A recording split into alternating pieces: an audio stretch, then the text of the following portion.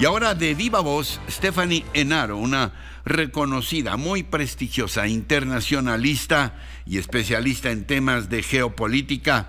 Muy buenos días, mi querida y admirada Stephanie. Gracias por estar con nosotros, siempre de manera muy generosa.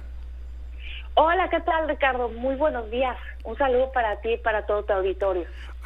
Stephanie, el presidente López Obrador el día de ayer amenazó, amagó, por ponerlo en términos más suaves, amagó con no ir a la Cumbre de las Américas en caso de que se excluya de esta invitación múltiple a algunos países. Dice que lo haría en un tono de protesta, no ir, enviaría al señor Ebrard. Una vez más ha insistido en que en una reunión de este tipo no es posible que se excluya a países como Venezuela de Maduro, Nicaragua de Ortega y Cuba de Díaz-Canel. Esta determinación del presidente de México ¿es una anécdota diplomática o implica algo más, Stephanie? Mira, hay tres perspectivas que tenemos que tener presente para entender lo que está pasando.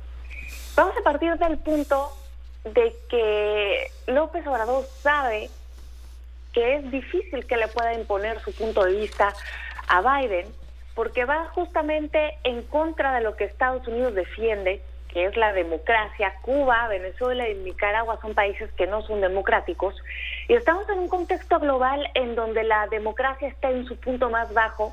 Solamente el 6% de la población global vive bajo una democracia plena. Desde ahí, el terreno ya es complicado. Ahora, en el contexto nacional, esto puede servir como capital político para el 2024, pero también como un distractor para nuestra realidad nacional. Porque en abril llegamos a la inflación más alta que hemos tenido en 2 décadas, un 7.68%. Eso quiere decir que a los mexicanos cada vez nos alcanza nuestro dinero para comprar menos cosas. La economía no va bien, pasamos de ser, según el FMI, la economía 15 para ser la número 17, nos rebasaron Irán e Indonesia. Y bueno, el banderazo rumbo al 2024 ya inició y hay dos grandes naciones que encienden el nacionalismo mexicano. Una es España y la otra es Estados Unidos, y este tradicional desacato a Estados Unidos que se encarna en Cuba obviamente sirve de campo político rumbo al 2024. También la relación bilateral, ese es el otro escenario, la otra perspectiva desde la cual debemos de ver esta situación. Pues es una relación que en este momento se encuentra en tensiones por el tema de la migración, por la política energética, por la diferencia de posturas en Ucrania, y a pesar de que el presidente hizo esta gira en Centroamérica con una agenda migratoria, que es evidente, de hecho Cuba también entra dentro de esa categoría, porque Cuba en el 2022 se ha convertido en la principal fuente de migrantes. Las autoridades de Estados Unidos calculan que un poco más de 47,000 migrantes cubanos han entrado a través de nuestras fronteras. Pues bueno, puede que el presidente esté intentando evitar acudir a una cumbre en donde se haga una declaración que puede resultar comprometedora en este tema. Y el tercer punto, el tercer escenario, la tercera perspectiva, es que en el plano internacional la pandemia y la guerra en Ucrania están obligando a pensar en nuevas realidades geopolíticas, porque es una guerra que evidentemente va para largo y tiene una segunda disrupción en la cadena de suministros. La primera fue con la pandemia. Están subiendo los precios de los alimentos y hay muchas cosas que se tienen que replantear.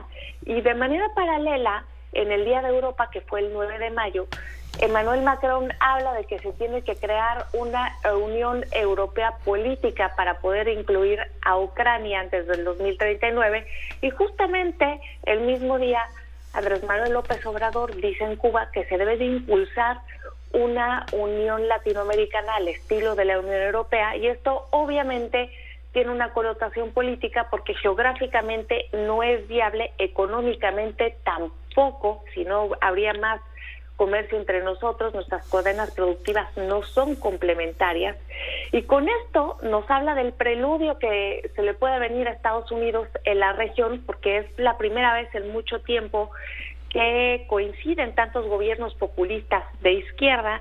En este momento son 10 y al final de año podrían ser 12.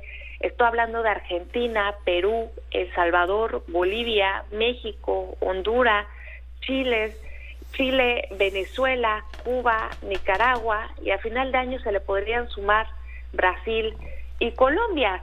Entonces nos habla de esta nueva regeneración, de esta nueva ideología que está siendo predominante en una región que Estados Unidos evidentemente ha descuidado. No les interesa mucho la región, porque el tema de Venezuela, Donald Trump lo toca, porque esto se traducía en votos para Florida, y a Biden, sinceramente, no le importa dejar de comprarle petróleo a un dictador como Vladimir Putin y comprárselo a otro, que es Nicolás Maduro.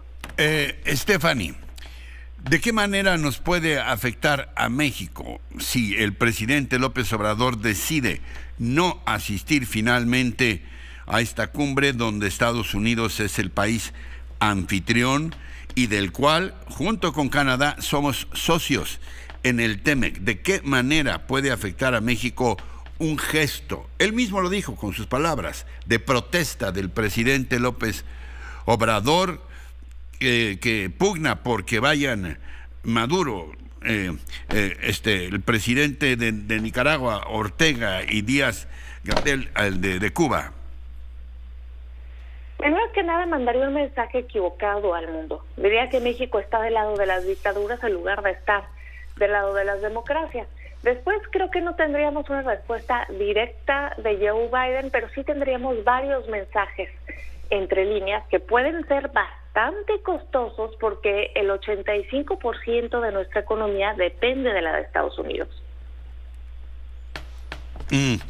¿Tú crees que puede haber repercusiones, digamos, de carácter práctico, un congelamiento de relaciones comerciales, qué sé yo, aumentos en impuestos, no sé, en perjudicar la relación entre los tres países? Creo que no se congelarían las relaciones comerciales, sería demasiado drástico. Creo que algo más tendría que pasar, pero sí podríamos ver alguna especie de recriminación en el aumento de impuestos. Creo que no es un tema menor, y lo vimos con la presencia el día de ayer del embajador de Estados Unidos en México, Ken Salazar, en Palacio. Creo que definitivamente va a ser una gestión que se va a llevar a través del canal diplomático. Sí, yo creo que la reacción fue así como de inmediato, fue a decir, oiga, ¿es en serio? Me imagino que algo por el estilo. ¿Algo más que quieras puntualizar? Creo que no debemos dejar de pasar este hecho, porque es el preludio del clima que se puede vivir en la región, y también se da justo, Ricardo, después de las declaraciones desafortunadas del gobierno de Joe Biden el 5 de mayo a la esposa del presidente, cuando le dice que México no es su patio trasero, que es su patio frontal, pero patio al fin, y parece que el patio se le está saliendo de control. Como siempre, Stephanie, un gusto hablar contigo y muy aleccionador escucharte. A ustedes, Ricardo, les deseo que tengan un excelente día. Les recomiendo mi columna en El Economista el día de mañana, y les comparto mis redes sociales. Me pueden encontrar en Twitter como @Enaro Stephanie. Enaro es con H. Gracias, como siempre, de nuevo, Stephanie. Te seguiremos también en tus redes.